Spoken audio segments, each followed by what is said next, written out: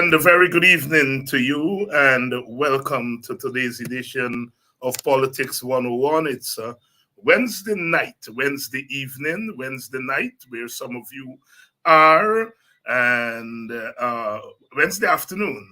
Welcome to Politics 101. Please share the link.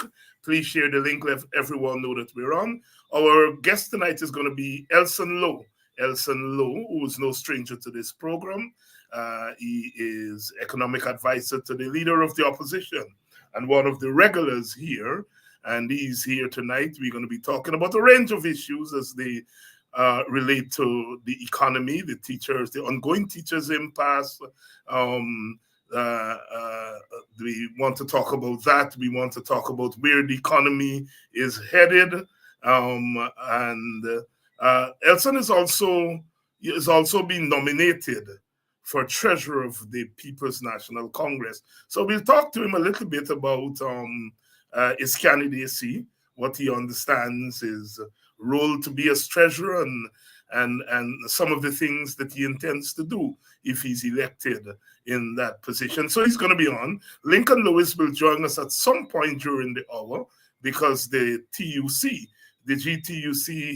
is holding a rally, a public meeting on Friday afternoon at the Stabrook Market Square. So he is going to drop in to talk a little bit about that.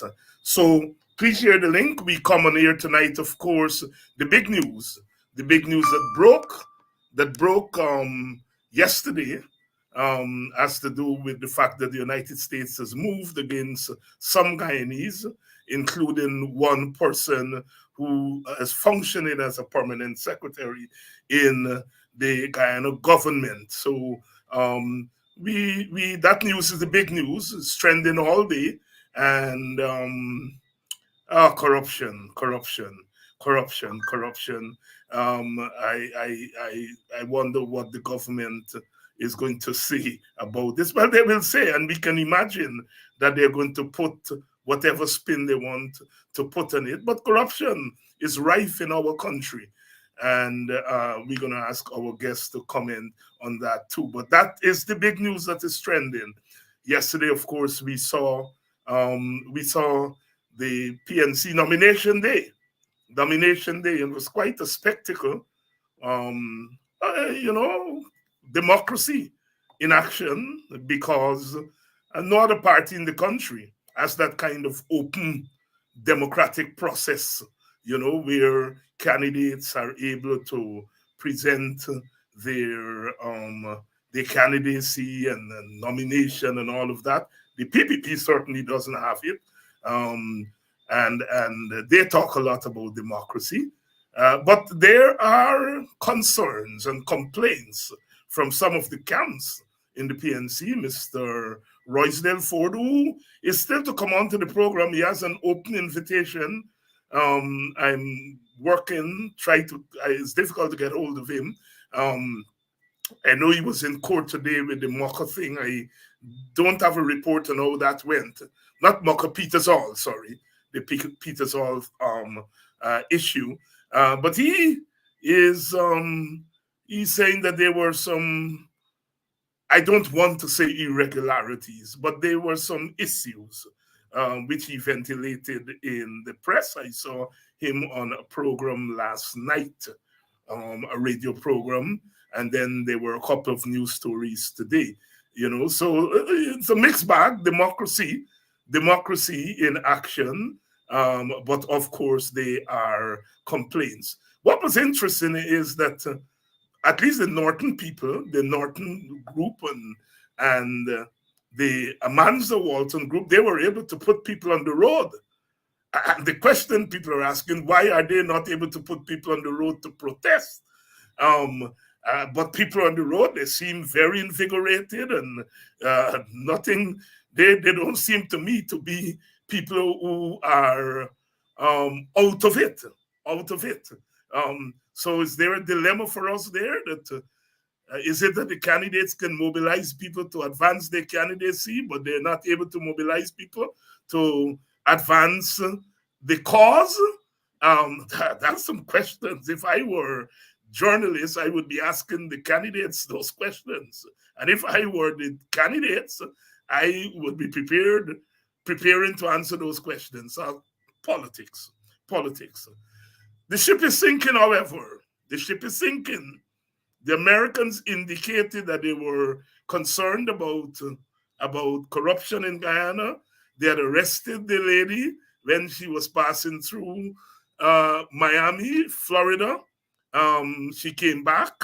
The government did not move against her, and then then the Americans moved, and the government moved. The more things change, rearrange, everything remains the same. But the ship is sinking. The ship is sinking. Corruption is rife. Maybe it takes the Americans to ring that bell. It ought not be so. It ought not be so. It ought not be so. But the ship is sinking. Captain, the ship is sinking. The ship is sinking. And when the ship is sinking, you all know my position here. I do not want those people who are ruling us. I am not in favor of putting their heads on walls and all those kind of story. I'm not in favor of that at all. I want them to live. I want them to live so that they can face the music of justice, that they can pay for the crimes that they're committing against the people of Guyana. I do not want even for them to die of natural causes before they're able to face justice. I want them to go into those lockups that they're putting people like Kedaki, Amsterdam, and others into. I want them to go in there for their crimes. I am not interested in them being assassinated. Assassination is their tool, not our tool. Assassination is their tool, not our tool. And so I want them alive. Alive. Captain, the ship is sinking. The ship. I'm full like a damn fool. Like a fool, like a fool.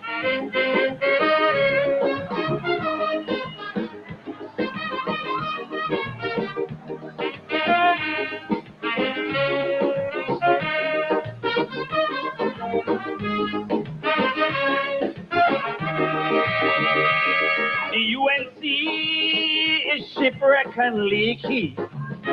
So they buy a new ship called the UNP. But with the same old driver, some man they call Bandy. Because the first ship to go straight. This man steering like a BNK. 50,000 US disappear. Union and ball corruption. Next to this she house for ammunition. Studama call, Ross Maraj ball, Lawrence Maraj shout up from behind a wall. Pandy, the jail is waiting. Pandy, all your thieves enough. Corruption in USC, so everything that already. All your fire treatment just ho. So we abandon ship. We not staying on it. And very slow, Pandy no. Robbie say that you've got to go.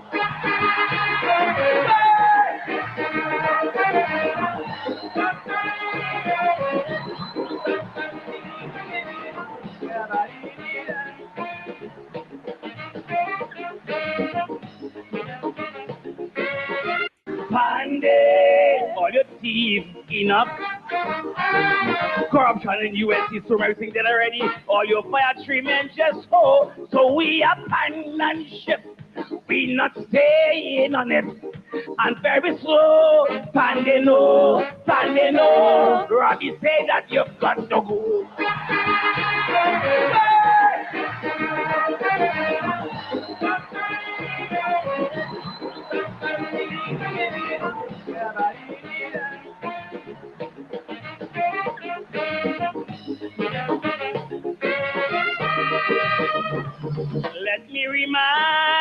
every single voter.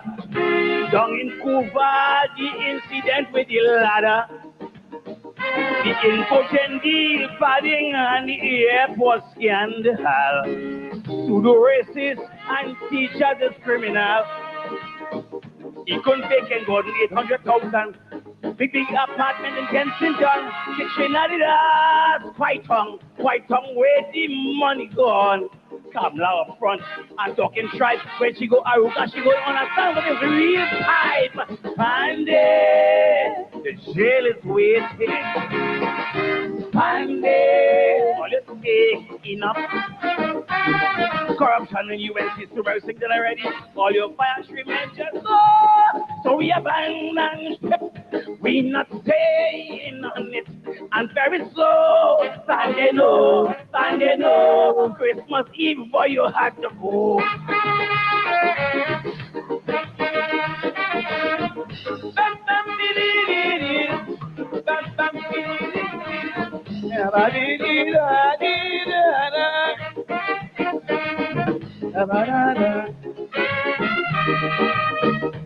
Since you in power, brother, is only bloodshed.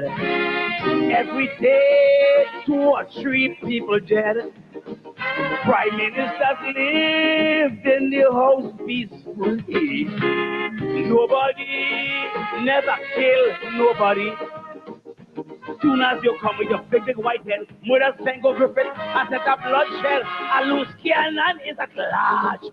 A dictator is in charge.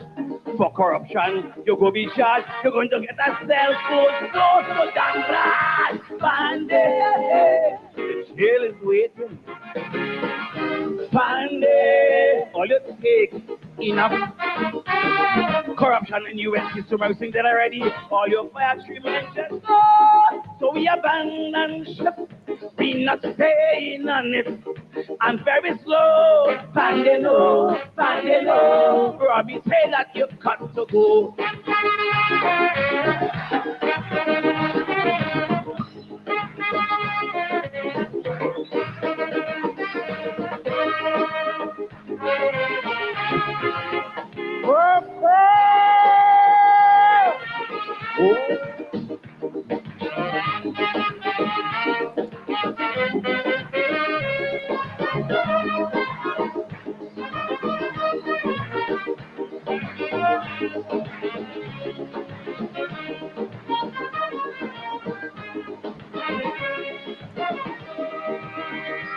When Vince Lass and Griffith crossed the floor, UNC, the supporters raw.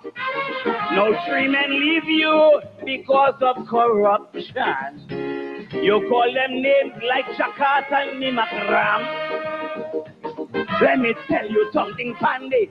You always want to do things your way. Ramesh was your good friend. You bring in Gillet and duck them. I find you fast, you're out of class. 6 years now, you're playing up in your mother. Pandy.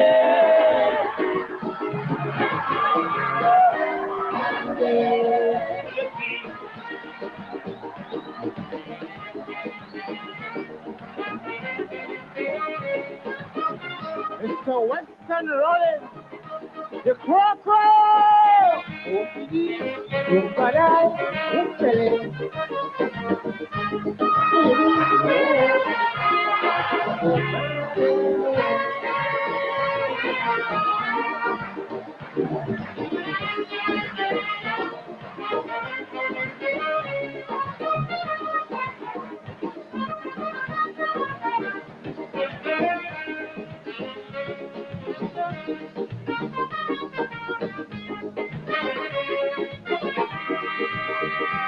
So much for people out here catching the nenen. And they went and buy 2 brand new Mercedes Benz. Lying and saying how he didn't know about it. Bringing the blame on his son-in-law Griffith. If Griffith do anything, then he hushing up him out. He might do other things he don't know about. I told him to go and drive in style. Was only for a short while. Put oil and gas, polish and thing. I know he had to give it to Patrick Manning. And the jail is waiting. Barat, the jail is waiting. Orphan, the jail is waiting. Corruption too much. Corruption too much. Barat, the jail is waiting. That is where we want them. I want the Carol Crow and charge you for cybercrime. Barat, the jail is waiting. The mighty midget, the crow boy, is them kind of calypso we want in Guyana. We want them calypso in Guyana to sing like that. Anil, the jail is waiting. Anil, the jail is waiting. Not to say you got to go. The jail is waiting. We are waiting on them. That's what we want them. We don't want them on the seawall. We want them to face the music of justice. The jail is waiting. Crow.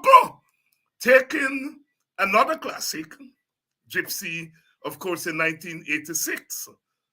Song Captain, the ship is sinking. And Gypsy, that song helped to bring down the PNM. And so Crow is taking Gypsy melody and turn it back on them. He's singing about Trinidad, but he might as well be singing about Guyana today. Barat, the jail is waiting. And we want the same stink jail that you want to put people on. No, I do not believe in the politics of revenge. I do not. Because I rather suspect that when the table turn, and it's their time to face justice, if their human rights are violated, the evidence will help to protect their human rights. I'm going to help to protect their human, because I am a human being. And I believe, guilty or not guilty, human beings deserve due process and deserve to be treated as human beings. So I will defend their human rights. But oh God, the jail is waiting for their crimes. I'm not defending them. And them stink lockup, I want a couple of stink lockups must remain so that they can go in there. I ain't putting them for 72, they're gone dead.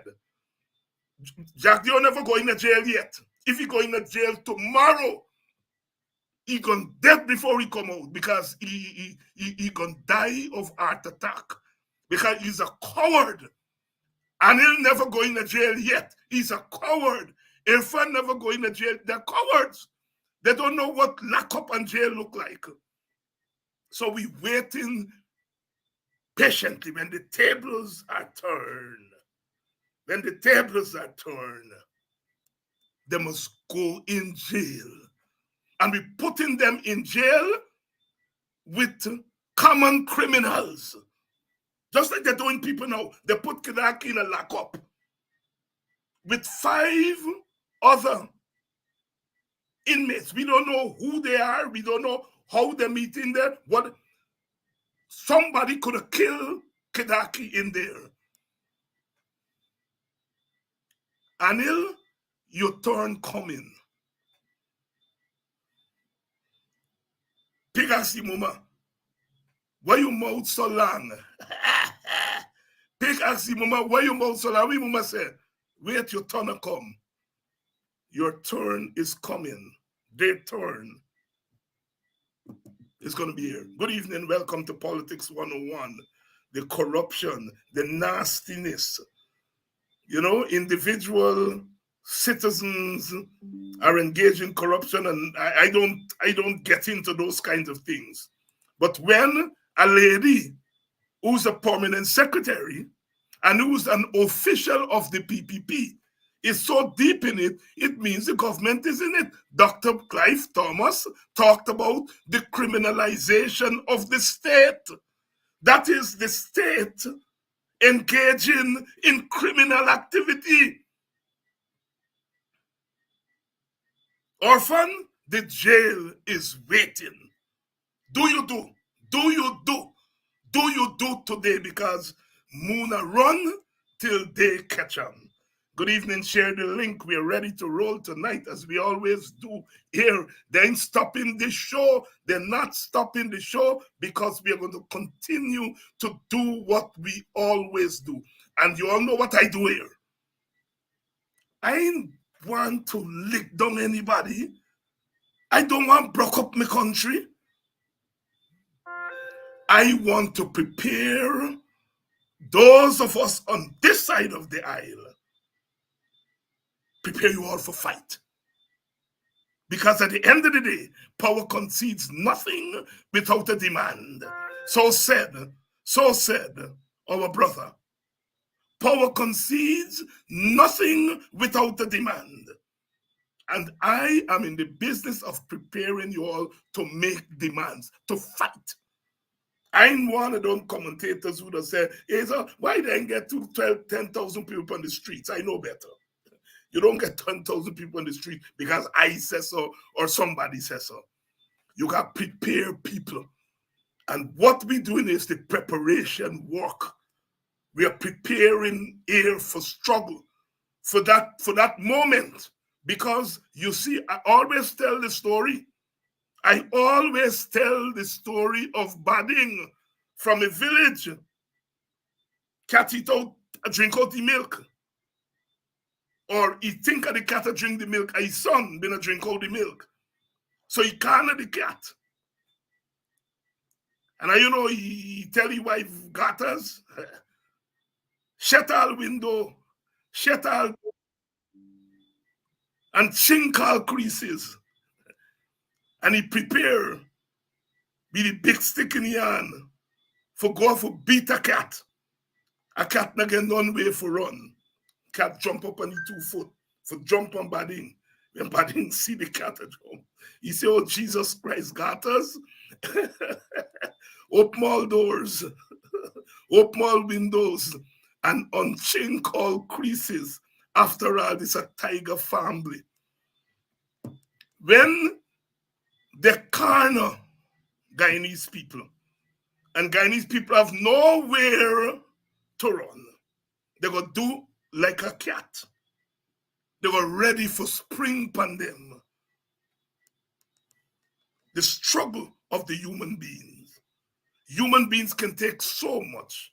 At some point, human beings are going to respond in ways that God has given them to respond. And you know what?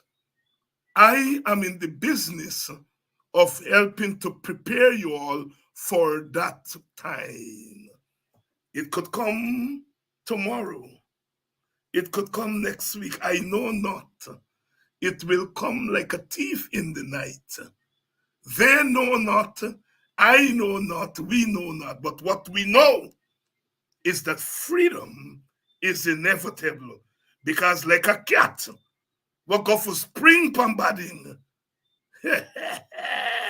A cat will go for spring pambading. Badding at the presence of mind to say, oh, Jesus Christ, let me open up. Let cat go out.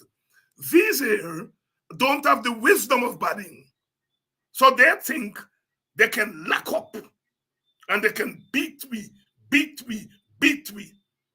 But like a tide from the heart of things, Martin Carter says, like a tide from the heart of things, inexorably and inevitably a day will come. If I do not live to see that day, my son will see it. And if he does not see it, his son will see it. And it will come circling this world like fire. It will come to this land and to every land. And when it comes, I shall come alive again and laugh again and walk out of the prison. Martin Carter is writing that in 1952. So relevant today. inevitably and inexorably, a day will come. That day is not a long way away. And what we are doing here in Politics 101 is getting you all ready. The worst thing that can happen is when you're fighting, you don't know what you're fighting against and what you're fighting for. And that's what we're doing here. We are saying to you what you're fighting against, what you're fighting for. We are building up. We are building up the army of the oppressed so that they can turn back oppression. All you hear me? Let's go. Let's go, because them young people will have to be leading that army. Them young people. Barrett, the jail is waiting. Anil, the jail where you're preparing for me and for others, that you're going to meet the same jail. And they got jail for chattery. They get jail for non-chattery. They get jail for oppressors. Orphan, you going down to buy. And like Black Stallion said, give me a walk with Peter. I'm going to stand by the gate when they're passing in. Look the one was said that the word Negro is no big deal. Give me. And the Black Stallion said, burn them. I want the charge Black Stallion and charge Crow for cyber crime. Because I'm going to use the calypso pan them. You know them old people who say, no worry, me a sing pan shit. And we a sing pan them. We have always done that. We have always done that. Good evening. Share the link. All right. Big numbers tonight. Big. We challenging we name again Mr. Duncan. You know, he's the big numbers man. But we coming to come. Let me bring in our guest because we're ready to roll. Young Elson Lowe. Hi, good night. Good to be back on. The other man in the village, he's a talk man. He's a talk man. And he said, I teach the boys to walk and talk, but not to talk to me anyhow. And that wisdom, he's training us, the younger boys. His name was Bishop. And Bishop, he said, I teach the boys to walk and talk, but not to talk to me anyhow. He recognized that part of his job is to bring the young people through. And he always wanted young people to talk properly. And I make no secret that I like how you're the Stark. Well, thank you very much. I like how you're the Stark. I like how you're the Stark. And when we say talk, we don't mean chat. But you heard about there? Teacher George here, you talk, you go say, oh Jesus Christ, you hear about the mouth sweet. The mouth sweet, look how that water run out from your tongue, like when butter run out from hot frying pan. And when Teacher George tell you that you pass, you're ready to go. And I am invoking Teacher George, Jesus Christ, your mouth sweet. And that's why I have you on the program. You have not been here a long time, and I blame you entirely for it. No, I take that back. I blame myself. All right. So, Elson, the Americans say that we have big corruption in the country. And the corruption is not just about private citizens. It's about someone who's holding a very high office. Someone who has been appointed by the president. So someone who enjoys the confidence of the president. Someone who represents the state of Guyana. And according to what the Americans are saying, this person allegedly used her office in the state to engage in scampishness. Allegedly. Them big man will say, Dr. Hines, and then they're going to say, Dr. Hines, say, teacher, alleged. Your thoughts? Well, I have to draw on what the Calypsonian was singing because I thought it was funny when he said, "You thief enough." But people who thief never thief enough. And really, what's going on with the PvP is, it's shocking to me that once again they're embroiled in a corruption scandal of such magnitude. We all remember the allegations that came out of Sugate. I always say my favorite line from Sue was him saying, "Don't worry about it. We'll go and give the vice president the money together." That was always my favorite line from Sue. So those are allegations that were never properly dealt with, and we've come again to a very serious corruption allegation that the U.S. has decided that it needs to act on. The U.S., of course, is going to make those determinations carefully. What I would say is that really the PvP, from the time that there was an indication that this particular public servant was on the investigation, they should not have just transferred her, but should have isolated her from her duties, because there's going to be questions now as to what she might have engaged in the past several months. I believe she was moved from Home Affairs to Labor, but still was operating. That's the first thing. The second thing I would say is the PvP is, I think, in a really tight position, a difficult position, because as far as the donations of monies to the party is concerned, really one of the attendant crimes that we could be looking at is the crime of money laundering. And so I'm pretty concerned that that's going to be something we have to look closely at as a nation. What I would say though is, let us really take a step back here and try to find the best way through what is obviously a very significant development. And I'd say the best way for the country. So what the government needs to do is to conduct a risk assessment, gather some legal advice. The banks need to conduct risk assessments and gather legal advice, and let's try and find the best way through this.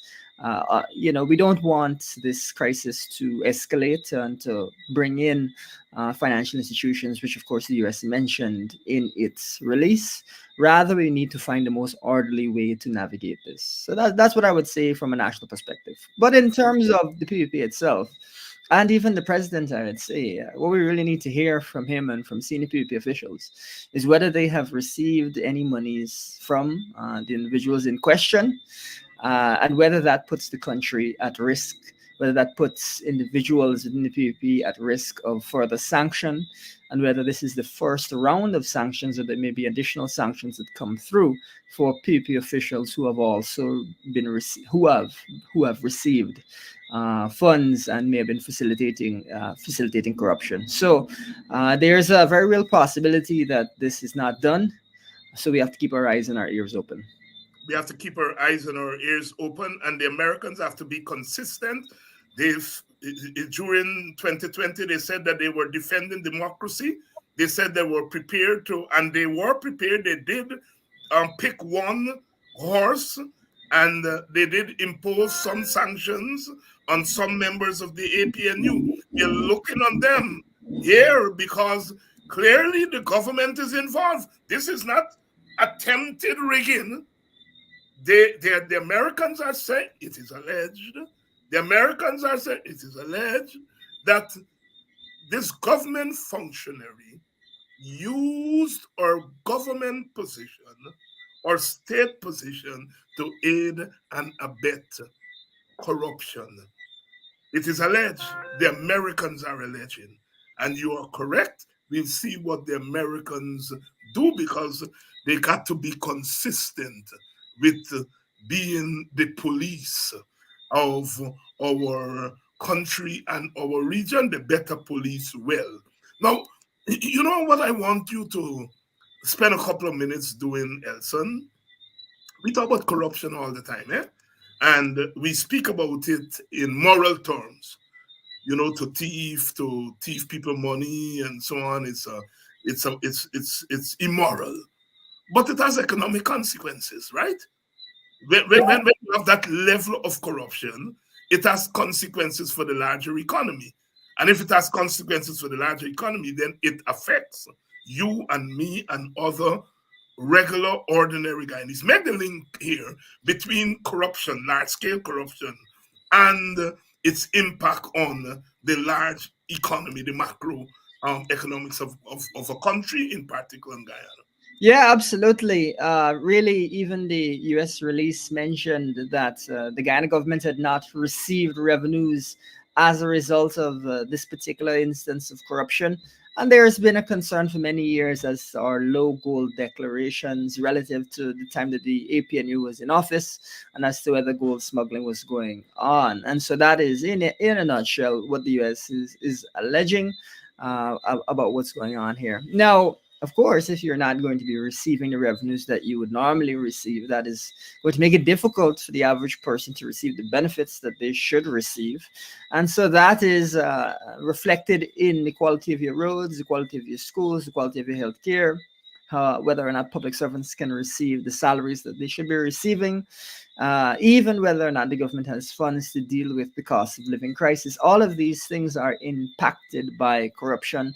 And what we're looking at right now is a very serious corruption allegation, where you're looking at one of the largest exporters, the largest export, I believe, of Guyana's gold. So that is something really to be concerned about. What I would say, as I said, is that the government needs to assess the situation and try to find the most orderly way out, so that so that we do not incur further sanction or create other problems. So we need to be careful and be orderly in the way we approach this. The next thing that I would want to point out, though, is that, and Guyanese can readily attest to this, is we've seen really some significant concerns around corruption when it comes to these construction projects that the government is dumping billions and billions of dollars into. The roads in this country seem only to last a week or two, a couple of months before they have to be rebuilt, or the projects can't get done, or the Public Procurement Commission comes out and makes pronouncements which make you believe that there should be investigations into corruption, as with the award of the Tepui contract to Guyana Critic, which is of the award of a pump contract for nearly $4 million US to Guyana Critic. Really, the point here is this is not corruption that you've seen in one particular area. It is widespread allegations of corruption and many examples of where people have reason to be suspicious of corruption. And the impact of that is massive. We're talking about billions of dollars. Even if you look just at the community roads, I believe it's $78 billion for community roads in the national budget. Now, even if it's 10% of that's corruption, that's 7.8 billion, that's nearly $8 billion that's lost. And now, of course, if your road, 10% of that is corruption, the contractor may also be giving you poor quality works. What you're going to have is roads that don't last long at all. And so the government is building and building and building, but because the roads are poor quality, they have to go and rebuild the same roads. The losses to this country are very substantial from this approach.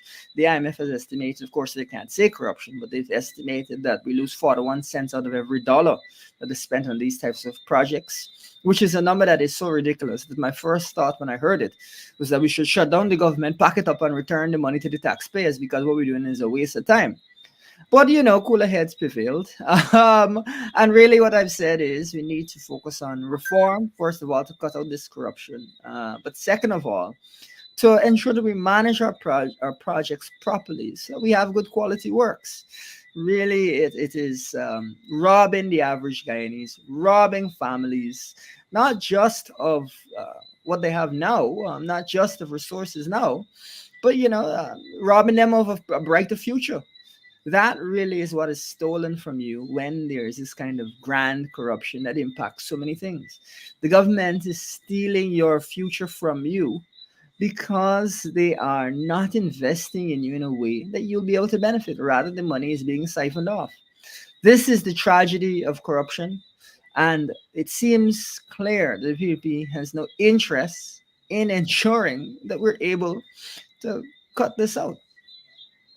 Corruption. And Elson, we are a petro state, an emerging petro state, moving very, very fast in that lane, given the kind of oil deposits that have been found in our country. The kind of corruption that you're seeing here in Guyana, is that consistent with the experiences in countries similar to ours, which are going from at the bottom of the economic ladder um, to the fast lane, right into petrol state. Is our experience here consistent with what we've noticed? Yeah, absolutely. Well, I talk often about Equatorial Guinea, which is a country that at one time had a per capita income at purchasing power parity that was higher than that of Spain, but at the same time had 75% poverty. That's a country which has produced oil at a similarly swift rate to Guyana. And really, what has happened in that country is been focusing entirely on infrastructure, but that is to facilitate corruption. So you see airports and schools built in areas that are uninhabited.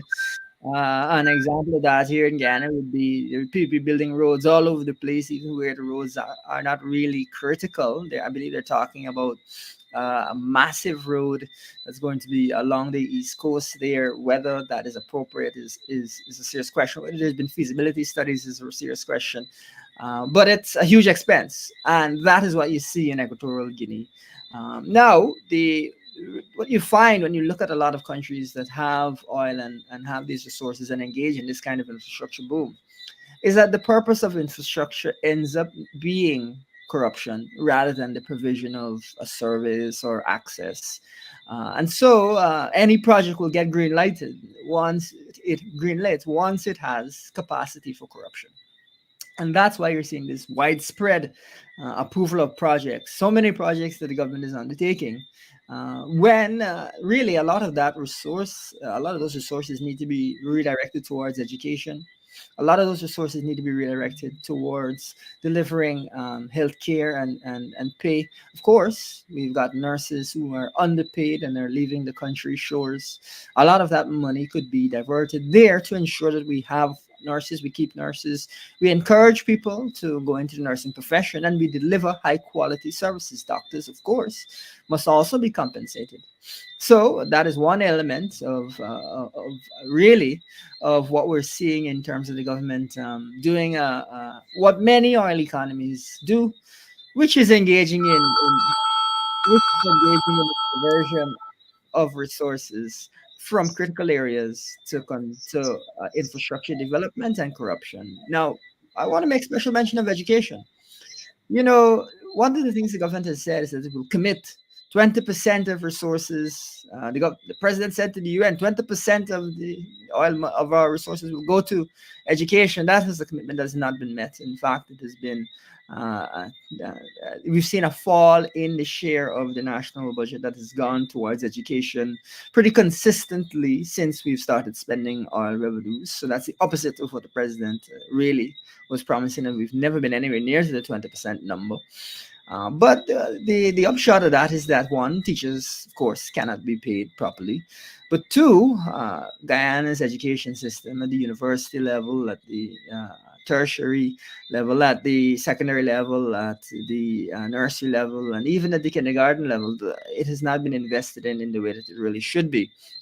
Investing in education doesn't just mean literally building schools. It means in training teachers, it means paying teachers well. It means ensuring that, as an example, the University of Ghana can expand. The university is interested in tripling its enrollment, but in order to do that, it needs the resources to be able to expand. The technical and vocational schools are schools where we believe that there's a lot that needs to be done in order to expand them. That is not something the government has been focusing on. And while, of course, there are programs like Goal, where online education generally, I think, is good, the government, even then, has not A, been giving people proper direction as to what programs to take, and then B, provided people guidance to get a job after they've completed the program. And so a lot of people are taking programs, and it's not too clear what they'll do with these qualifications afterward, what the quality of the qualifications is, how it fits into the Guyanese economy. There's a very limited focus on oil and gas. Even recently from the graduates, I think only a small proportion of the graduates who are in oil and gas related fields, even though you had thousands of people graduating. And so I thought that was really concerning. You would expect the vast majority of graduates to be in the oil and gas field, given the severe needs that our country has, labor workforce needs. So instead of seeing investments into areas that are critical, what you're seeing is investments into areas that a lot of time are not critical. But the main thing is they provide opportunity for corruption. Provide opportunity for corruption. Elson Lowe here tonight. He is the economic advisor to the leader of the opposition, and we are talking about a range of matters here tonight, especially as they relate to the economy. I would like to say hello to all of you who have joined us, and we have a very, very full house here tonight. I want to continue to encourage you to come on to these programs as you've been doing for the last 4 years, because we are building up a critical mass. And as I said, the objective of what we are doing here is to prepare you for the fight that is ahead of us, the fight that we are engaging in right now. We have a government that is fighting down the citizens, is fighting down the teachers, is fighting down everybody. You see, and when they're fighting us down, we have to fight back. But when we are fighting back, we have to fight back with plans in our hands, and we have to fight back with vigor. We have to fight back with consciousness. And we are in the business here of building up our resources. You know, their time will come. And we want them. When the time comes. Want them when the time is. They must face the music.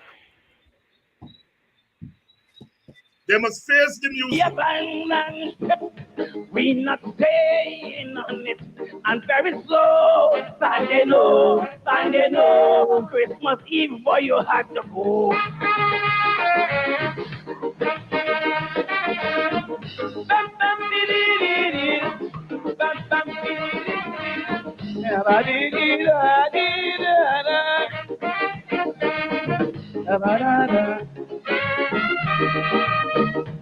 Since you in power, brother, it's only bloodshed. Every day, 2 or 3 people dead. Prime ministers lived in the house peacefully. Nobody never kill nobody.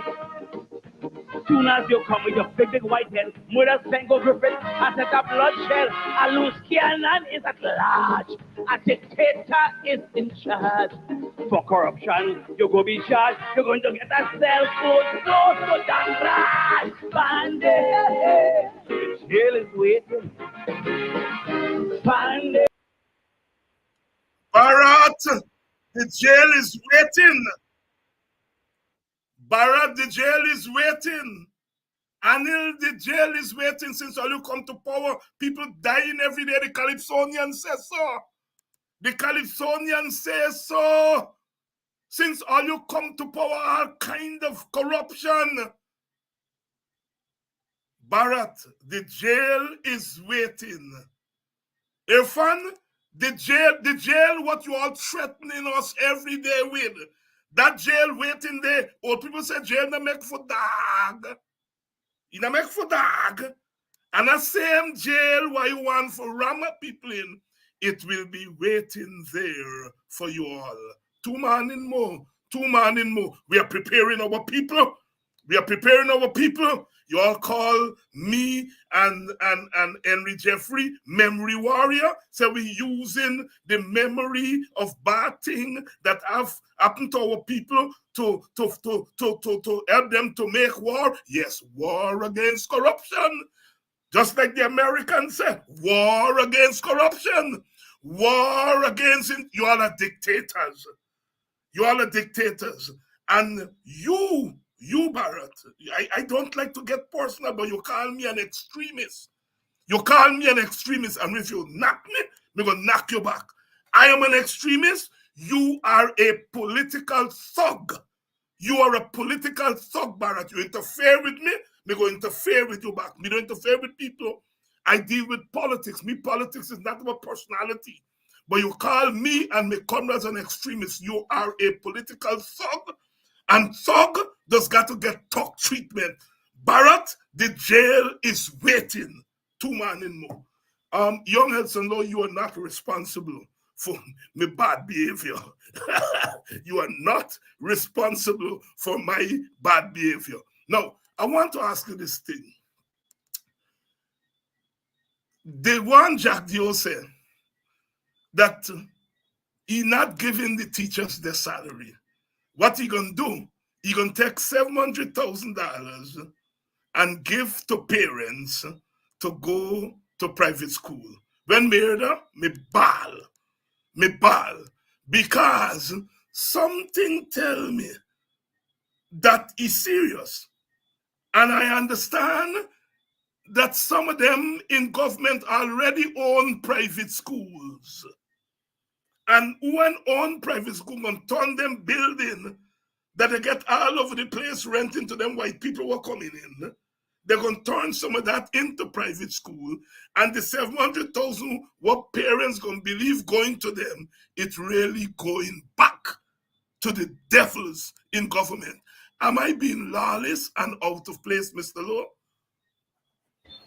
No, I think it is very reasonable once you're hearing a government talk about basically privatizing the entire education system. That is what he is essentially saying, that they want to privatize the entire education system.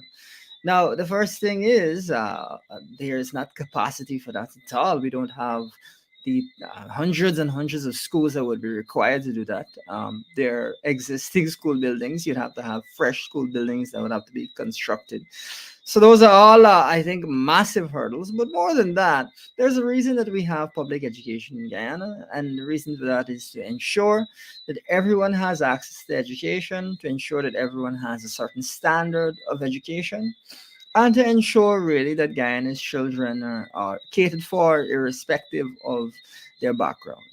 That is one of the core reasons for public education system. If the government looks to privatize education, we'll have no real sense of the quality of education that each and every student is receiving. There could be huge variation in the quality of education that students are receiving.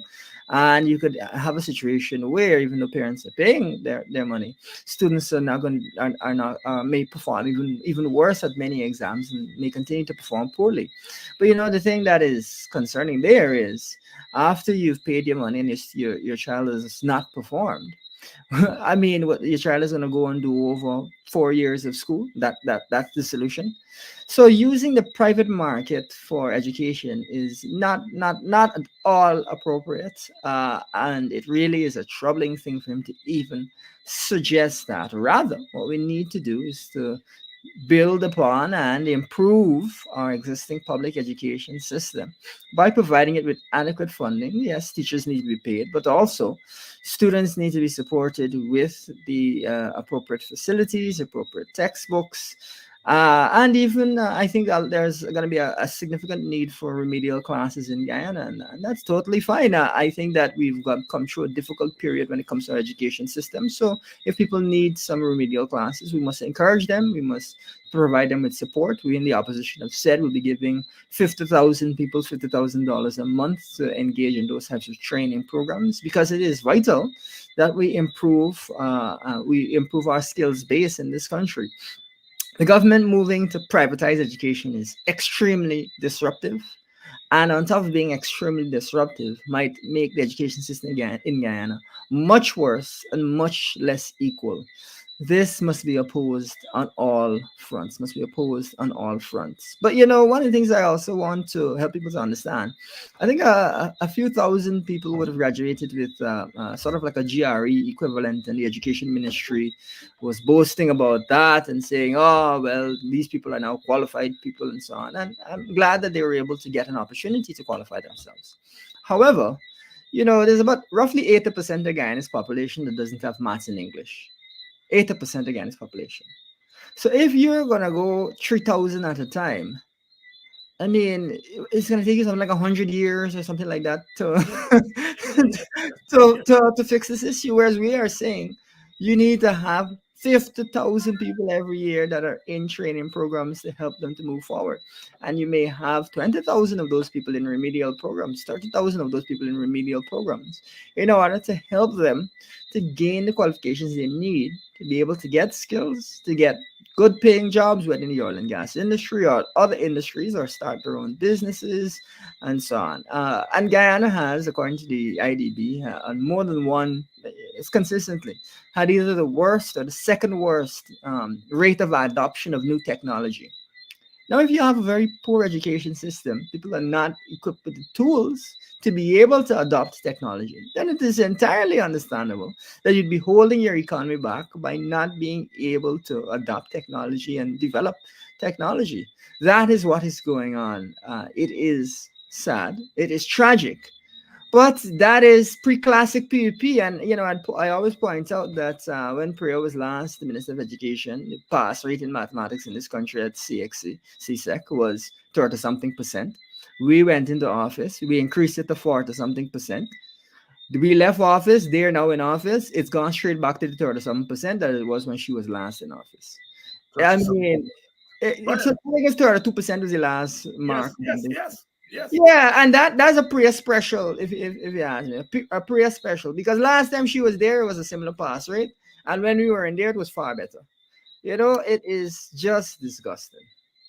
And they're fighting the teachers down. We are talking about illiteracy. The rate is about 50% of our young people are Functional literacy. There's very low functional literacy. If you ask the average Guyanese to write a paragraph, that paragraph to have no grammatical errors is unfortunately quite a task. Yes. Functional literacy. And look, when you look at a place like Cuba, you look at Grenada 1979 to 1983, they literally knock out illiteracy. It's not difficult. It's not rock science. You have to recognize the problem and you have to tackle the problem. Illiteracy is something that can be tackled. We have the tools that are necessary to do that. But those who are in power, I can hear them sitting at the little corners and say, "Are them black man? Are them black man? Look at them. That just right. Let me leave them there. Let them become illiterate." It's a kind of racism that is engaging their minds, a kind of classism, because a lot of them, their children, do not have to be part of that education system. I remember David Granger talk about education apartheid when he was president, saying that there is good education for some and bad education for others. And if you don't get education right, you can get nothing. You can get nothing else right. And that this government is strangling the teachers is a clear case of where their priorities lie. Their priorities are not about education. Elson, well, David, before we come off of it, I would go even further than that and say that I think that they know full well the injustice that they're doing to not just the Guyanese of African descent, but Guyanese of Amerindian descent and Guyanese of Indian descent. To me, what is so troubling, if I say to you that 80% of Guyanese don't have maths in English, what that means is that there are huge numbers of Guyanese of Indian descent that don't have those basic qualifications. And the PUP has been in office for 25 or the last 30 years. And those same supporters that they may have in the community, maybe not. But a lot of those supporters are the same people who don't have access, who have not been able to get a quality education. One of the things I heard at the PUP rally was that they're saying we don't speak the right kind of English and they're attacking us, but there's no problem. Now, let's be really clear about this. For you to get a job at a firm that is going to pay you well, an international firm, there's no right and wrong kind of English. You have to speak standard English. You have to be able to speak standard English to write standard English. Now, you can use non-standard English in casual conversation, and I myself will do that all the time, no problem. But you have to have the ability to speak standard English and write it. Otherwise, you can't get those types of jobs. So what they're doing by me saying those types of things is locking their supporters out of high-paying jobs. That is what they're doing. So don't let them tell you that kind of nonsense. We don't speak the right kind of English and they're attacking us. They are preventing you from getting access to high paying jobs. We must consider it to be our duty, and I like to use this expression, our sacred duty as politicians to ensure that across Guyana, across all groups, across all classes of people, people have access to quality education so they can make their own decisions as to where they want to take their lives. It should not be that the PUP, by denying you access to good education, is making the decision for you that you can't have one of these types of quality jobs. Yes, and Elson, and you are not responsible for what I am saying here next. The vice president said very clearly that the PNC's investment in education and other such things help to pauperize black people, and that they are socializing people to make money. So they're saying to the Indian Guyanese supporters, unfortunately, that don't worry the education, and we're going to make you make money. And let them black man worry with education, he pauperize them. Jack Dio said that, and I want to sue me and say he didn't say that. He said that what the PNC did, they pauperized black people by not getting them into business. So it seems to me that for the PPP, your model citizen is the citizen who hustle for make money and don't get education. It's a hell of a place. It's crazy. But Yeah. one of the key points, and of course, it is vital as Guyanese and as our economy grows, we have business skills, and that is something that we will emphasize as when in office. But it is also important for us to understand something. If our public servants do a good job, administer well, save the government money by running it properly, not engaging in corruption, auditing properly, because of the size of the oil industry, the gains from that are extreme. I just mentioned to you earlier in the show how by cutting out corruption, we could save 8 billion, 7.8 billion dollars. Just one example. It's pretty difficult for a Guyanese business to generate $8 billion of revenue. But you can save that by running the country properly. Now, of course, we want to encourage businesses to grow and to be able to generate that kind of revenue. But we cannot neglect that a role in the public service is more vital now than it has ever been in the history of the country, because the share of the economy, the share of the government's revenue passing through the public service is on another level. You have a concentration of resources in the oil industry and then in the sovereign wealth fund, which then passes through the hands of the government. So we need to invest in our public service across the board, hire people, bring in assistants, bring in consultancy firms, bring in people who can help us to manage, because the returns are extreme. And so, yes, business is important. We will push it. We will emphasize growing Guyana's economy, non-oil economy. But we must also understand that it is a lot easier for us to generate $8 billion by cutting out corruption, managing projects well, and so on, than it is for business to start from scratch and generate $8 billion. That is a big task. And of course, we'll support them, but we have to understand the environment we're in. That's right. And I want you, our supporters, I want you to get education, get you picnic education, and also teach them how to make money. Because if you make money and you can't count your money, people will thief your money. So you must make money, but you must be able to count your money and invest your money properly. So I want you all get your picnic, must get education, and you all must also learn how to make money, both are two, as we would say in Guyana. Make money, but not let nobody count your money for you. You count your own money. So are you sending your picnic to school? Let it get education, because education does not pauperize anybody. All of you who get education, and there you all there, you all are not pauperized. What Jadio want to do is to tell you all children, don't go and get education. Hustle of $10,000, of $40,000, of $50,000. He want to turn you all children into hustlers. But so long as you have people like me and Elson and other people, we're going to teach you all the right thing. Let you all children get education, and also learn to make money the right way. Don't cut people throat to make money. Make money the right way and get your education so you can count your own money. Sisters and brothers, we are doing it tonight. Young Elson Lowe is here. I want to say hello to all of you. Some of you I ran into at events in the last couple of weeks. Sorry, on Friday night I had to rush out because we had Politics 101. I couldn't talk to all of you who wanted to talk, but I'm around.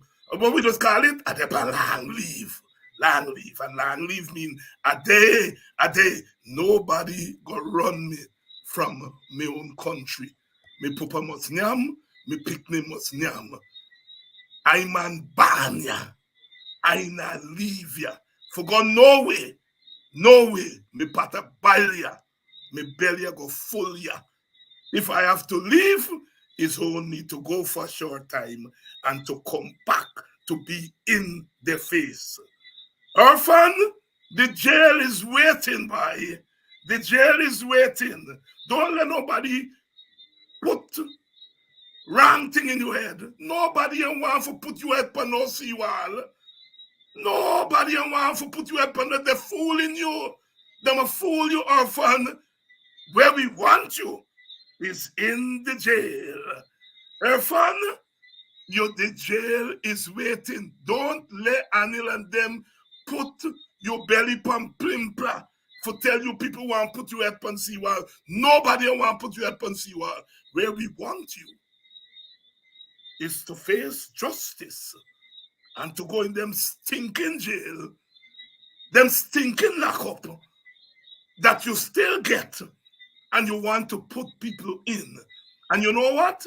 David Hines will see to it that justice is done, that your human rights is protected. But oh God, all them Allah that you make them mama and daddy Allah, you go Allah 1 million times. You never spend 1 day in jail. 1 day in jail. You will see what the inside of a jail look like. And you know what? Stop. Stick broke are your ears? Stick broke are your ears? Well, if stick broke are your ears, you go take what the doctor order. And me's a real doctor. The doctor is saying, Irfan, the jail is waiting. Is waiting. My brother, you are running for office. You have been nominated to be the treasurer of the People's National Congress. I understand you have got about 180 odd nominations and so forth. I don't want to interfere in PNC business because I'm not a PNC member, but the PNC is a national party and you're a young man. What do you understand the treasurer of a political party? No, I'm not talking about the treasurer for a penny bank club, right? Or a treasurer for a sports organization. We talk about the treasurer for one of the 2 largest parties in our country. What do you understand your role to be? Well, thank you very much for the opportunity to just chat a bit about this. As of course your viewers will hopefully know that we have the PNCR's Congress coming up at the end of this month. Let me first of all start out by saying to all those who nominated me, whose groups nominated me, just thank you very much. I really appreciate your support, and I'll do my best to live up to your expectations going forward. One of the other things that I want to mention as we chat a bit about this is that this is the second time that I'm running for treasurer, and the last time I ran, I didn't get the post, but I committed to working with the leader, to working with the party, to providing whatever I could, because of course, just because you lose, it doesn't mean that you should throw as we say in Guyana, you pick up your bat and your ball and you're gone. No, you have to be more mature than that. You have to be more thoughtful than that. And you have to continue to try and provide assistance because we're all in this struggle together. And to that end, I've been providing assistance both to the Central Executive Committee and to the leader including having presented financial papers and so on, and discussed that with the Central Executive Committee and having assisted the leader to help the party to be able to meet its financial needs. I've been doing that since the last Congress, and I'll do that even after this Congress, irrespective of who is the treasurer. Now, that's the first thing I want to say. The second thing that I want to say is, of course, we have an election. We have an election coming up. We have an election to win. So I will help to ensure that the PNCR is appropriately funded for that. But also, I want to convey to businesses and to individuals across Guyana that really you will be far better off under the coalition government with the PNCR than you would be with the PPP. And to that end, really, your financial support will be appreciated. But we also, we want to make it clear that unlike the PPP, who is all about corruption left, right, and center, we understand that really we're in an environment where there is no need for this kind of sneaky backdoor corruption the PPP is accustomed to. If we govern this country well, if we use our resources well, everyone will be in a better position. And those who have contracts right now will still have contracts. And those who have business interests will still have business interests. We will see a society in which people are working together rather than us fighting amongst each other, because our interest is in the betterment of Guyana, improving Guyana for all Guyanese. And you can rest assured that as treasurer, I will push for policies, and you would have already seen me talk a lot about economics over the past couple of years, that ensure that businesses and individuals are able to really flourish in this country. That is what you can look forward to. And so, as the PNCR engages in its various fundraising activities leading into the election, we want to reassure businesses that we have their best interests at heart, just as we have the interests of all Guyanese at heart. Even when you look at some of our anti-poverty policies, what they will do is they will increase real estate values, they'll increase the value of businesses, because then people will be able to consume who are right now unable to consume. Their income levels are too low and so on. So businesses in Guyana will perform very, very well under the coalition government, rather than the PPP, which is stashing the money under the carpet, in the pillowcase, under your bed, and denying really Guyanese the opportunity to spend that money, circulate it in the economy, and benefit both Guyanese businesses and consumers.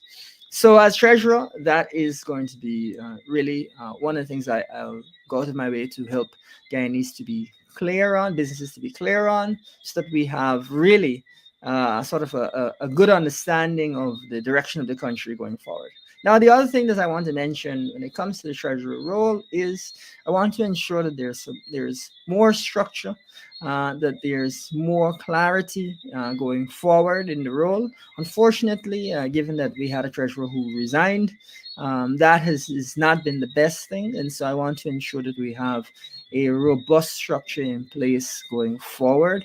And that, I think, will be in the interest of everyone in the party.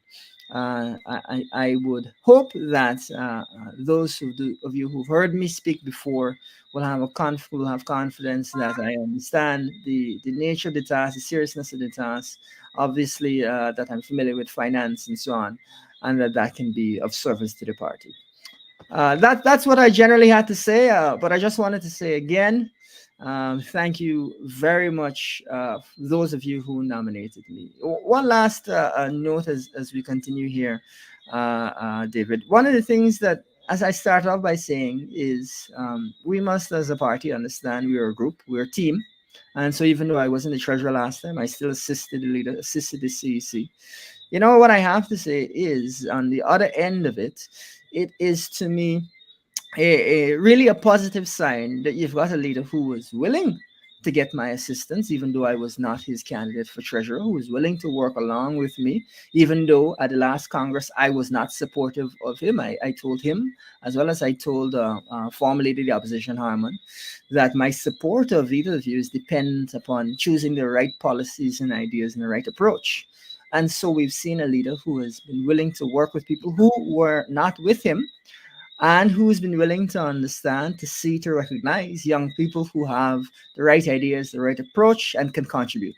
And so, from that perspective, I have to endorse the the current leader, for leader of the party, because he has definitely demonstrated the things that I had asked of him in order to win my support at the last Congress. Young Elson Law here throwing his support behind Aubrey Norton and running for treasurer, treasurer of the People's National Congress. Lincoln Lewis was supposed to have joined us, but he's having some technical problems.